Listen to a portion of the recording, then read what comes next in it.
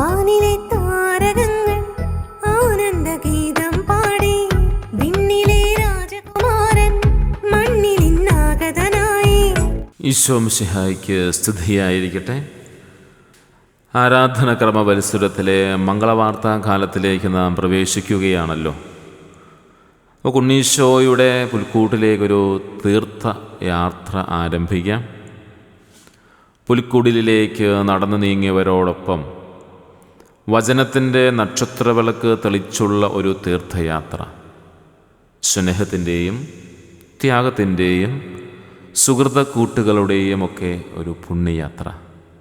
പരിശുദ്ധ അമ്മയോടും മാർ യോസേപ്പ് പിതാവിനോടും ഒപ്പം ഉണ്ണീശോയിലേക്ക് ആരംഭിക്കുന്ന ഈ തീർത്ഥയാത്ര ഫലദായകമാക്കുവാൻ എല്ലാവരെയും ദിവ്യ പൈതൽ അനുഗ്രഹിക്കട്ടെ. ആമേൻ.